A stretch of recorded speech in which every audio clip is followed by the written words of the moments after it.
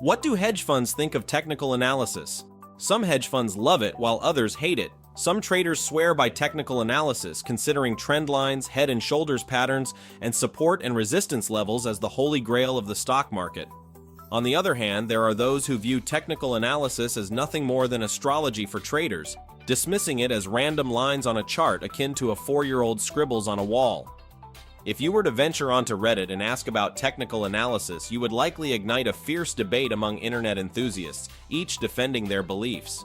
However, instead of relying solely on the opinions of random individuals on Reddit, it's more valuable to listen to seasoned market participants such as hedge fund managers.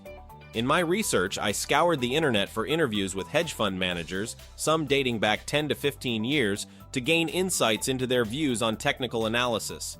Let's explore what some of them had to say on the matter. Our first contender is Corvin Codurla, an ex-hedge fund manager and systematic trader for JP Morgan. He shared his thoughts on technical analysis and will also delve into the responses of other hedge fund managers. It's important to note that opinions vary among hedge fund managers. However, these interviews provide a glimpse into their perspectives. For example, a managing director may share insights on stop hunting, while an algorithmic trader with experience working for multiple hedge funds might offer thoughts on support and resistance. Lastly, we'll delve into the views of a highly experienced individual who has managed billions of dollars and discover what he thinks about stop losses. In conclusion, the opinions on technical analysis within the hedge fund community are diverse. While some hedge funds embrace it, others dismiss it entirely. By examining interviews and insights from various hedge fund managers, we can gain a deeper understanding of their perspectives on technical analysis. Chart and looking at heads and shoulders and stuff like that, it becomes very difficult to test. You see, you might look at this today and see it's a heads and shoulders, and in 5 years' time you might see something completely different, maybe a cup with handle. What influenced you to make those choices, you can't determine, you can't test. So as long as the thing isn't, you can't write it down as a set of rules that, even a guy that doesn't speak English and sits in Mongolia can replicate, then it's not useful. There's obviously another set of people that say, well, it's more of an art than a science. And hey, if they make money, who am I to deny another poker player's place in the sun, yeah? So ultimately, that's the really great thing about trading. Regardless of how you manage to get that black number at the end of the year, that's ultimately all that matters. Now let's move on to our next speaker, David Paul, a financial trader and managing director of VectorVest. He will discuss the concept of stop hunting and whether it exists in trading. He will also provide insights into what retail traders can do to improve their chances of surviving such market maneuvers. Stop hunting is often viewed negatively, especially at the retail trader level.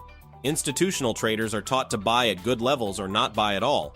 Unfortunately, most retail traders wait for confirmation signals such as candle patterns or moving average crossovers before entering trades.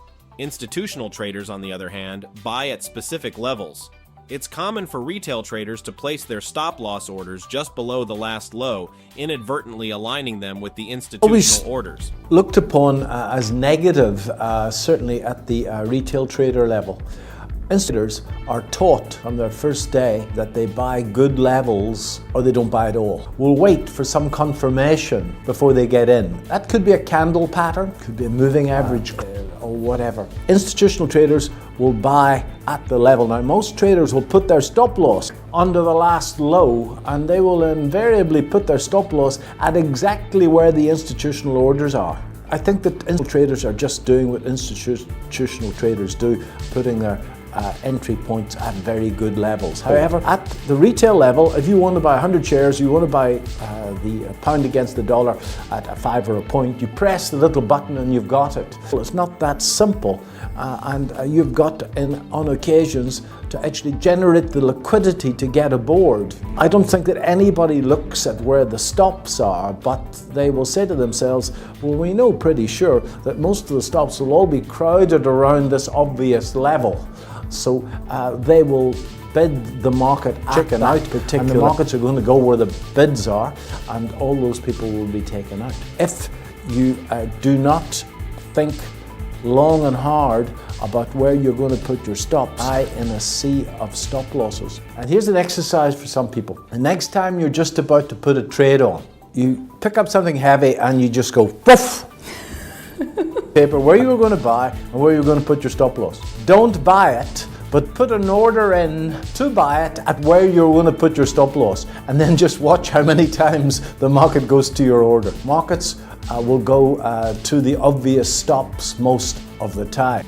Is that I want to put my entries where the masses put their stops. If you don't get in at a good level, there's nothing that upsets me more than a guy saying that this is a very risky trade, I'll use a tight stop loss. That's just rubbish. Over again, the stop needs to be where the stop needs to be. So if your entry is sloppy, then your stop loss is going to have to be a red bus away from where you got in at to give yourself a chance of staying in. Most traders will look at a stop loss of 2.5 times the average true range or something like that. Nevertheless, if you want to get in with low stop losses at institutional levels, you've got to be brave. The institutional traders will actually look for confluences to try and place their orders. Nothing clever, okay? Unfortunately, most retail traders, as I say, will look for some form of confirmation and their stop loss. Another quote I found interesting is the stop loss needs to be where the stop loss needs to be. You shouldn't simply set a small stop loss to avoid taking on too much risk. If you're facing significant risk, it's because your entry wasn't optimal. Pay close attention to this aspect the next time you enter a trade.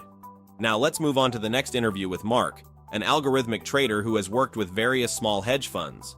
The main topic he discusses is whether hedge funds consider support and resistance levels when making trading decisions. His response surprised me. The question is this: if we are thinking of hedge funds, are they taking support and resistance into account before they're placing a trade or an investment? Now, it's important to kind of distinguish here what we're talking about. I would hazard a guess that a big fund that's managing a massive amount of money really doesn't care about this, because unless they've got a sub fund that's very technical and small, which I don't think they have because they've got so much money it wouldn't make any sense. They don't care about this because their holding times are much longer, they're much more interested in different things, which we'll get to in a second, so they don't. But then when we go down to the smaller end of the scale, like people who are still, that I've worked with, have taken it into account, because they're not a 100-man team, they're a small team managing a decent amount of money, but a modest amount when you compare it to the big guys, and the people in charge of making those trades may well have a decision-making process that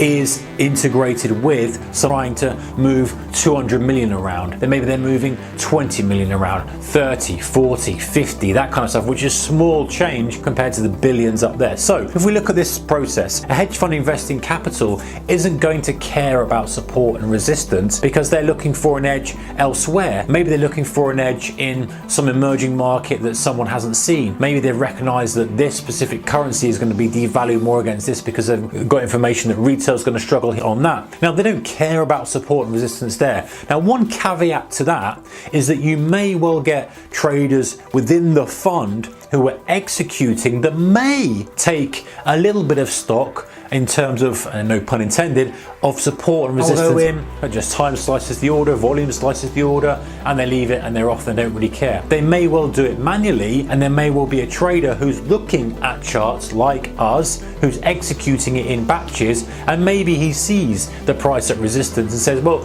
I will just see, I've got another batch to do, I need to do it anyway, shall I just see if it backs off from this, because I think that we might back off, in which case then maybe they do. Is it kind of should I say, it becomes less and less likely. Traders don't really care about that, they just care about getting the order done. It's such a big order that it has to be done regardless, and little things like that aren't going to make a difference. But as you come down the scale into the smaller kind of regulated funds, then yes, you can imagine that there's going to be some traders in there, and they may well be sitting there saying, well, actually, you know what, we're going to take this order, but we'll wait because we're hitting resistance, or we're at support now, maybe we should start to scale into the position. They'll still have to take the trade anyway, but it might mean that they elements of technical analysis in their decision-making process, although it does not solely drive their strategies.